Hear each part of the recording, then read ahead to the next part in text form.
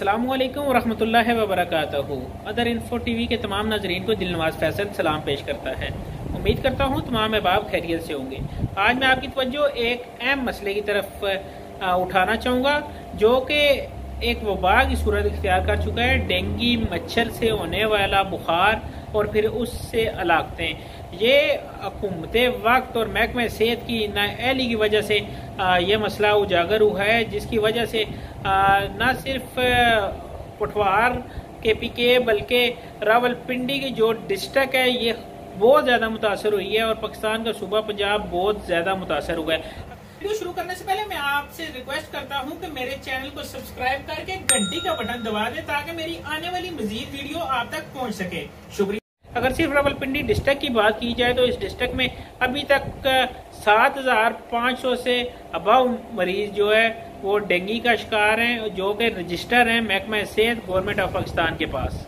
जी नाजरीन, डेंगू के हवाले से बात करता चलूँ, ये एक ऐसी वबा फूट चुकी है, ऐसे इसमें लोग शिकार हो चुके हैं जिससे कीमती सैकड़ों इंसानी जानें इस दुनिया फानी से रुखसत हो चुकी है, जिसमें बच्चे भी हैं, नौजवान भी हैं, बुजुर्ग भी हैं। जो डेंगू का शिकार हुआ उसमें काफ़ी जो तादाद है वो सेहतमंद हो जाते हैं दोबारा, लेकिन जिन्हें पता लेट चला उनका सेहतमंद होना बहुत ही मुश्किल हो जाता है।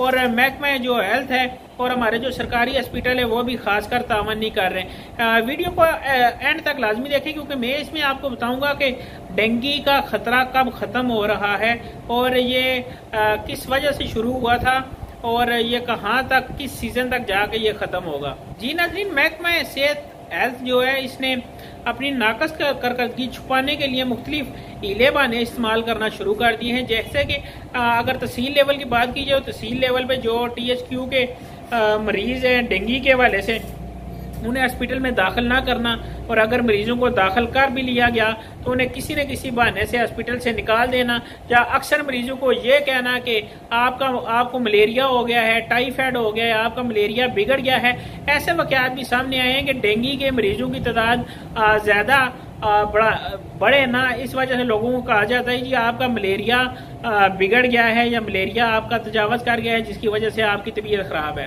पंचायत ने मुकामी जो लैब है, लेबॉर्ट्रीज है जिनमें आप टेस्ट वगैरह करवाते हैं, उन्हें भी इस चीज़ पे बाउंड किया हुआ है कि आप जो डेंगू के मुतल्लिका टेस्ट हैं वो आप टेस्ट नहीं कर सकते, क्योंकि जिस वक्त वो टेस्ट करेंगे डेंगू डायग्नोज होगा और मजीद इस तादाद में इजाफा होगा। 7500 जो मरीज है ये मैं आपको बताता चलूँ सिर्फ रावलपिंडी डिस्ट्रिक्ट में रजिस्टर्ड मरीज है, और इसके अलावा जो प्राइवेट मरीज है वो इसके अलावा हैं जो कि अपने तौर पे प्राइवेट अस्पतालों में इलाज करवा रहे हैं और ये इलाज वो अफोर्ड कर सकते हैं। सरकारी अस्पतालों की बात की जाए तो कुछ हॉस्पिटल तो ऐसे हैं जिनमें एक बेड पे दो मरीज मौजूद हैं, और अक्सर ऐसे हॉस्पिटल भी हैं जहां एक बेड पे तीन मरीज मौजूद हैं।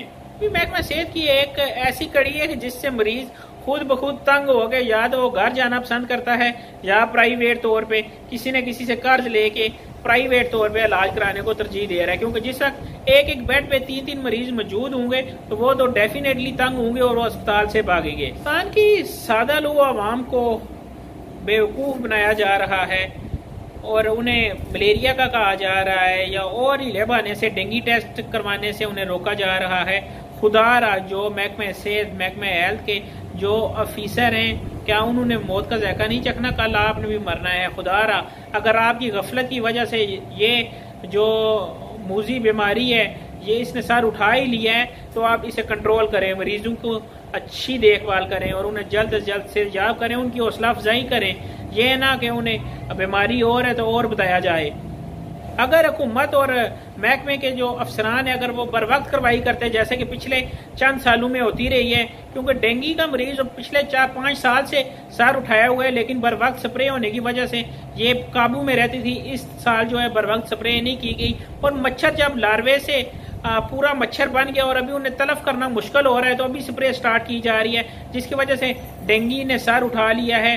और अब नाजरीन मैं आपको बताता चलूं, इस डेंगू मच्छर को ख़त्म करने का सिर्फ एक ही तरीका है और वो अल्लाह पाक के करम की वजह से जो कि सर्दी अभी शुरू हो चुकी है, इसी सर्दी की वजह से ये डेंगू मच्छर ख़त्म होगा और सुकून होगा। लेकिन अक्सर औकात आपने ऐसी जगह भी देखी होगी जो कि एक घर में स्टोर रूम होता है और वहाँ कचरा वगैरह पड़ा होता है।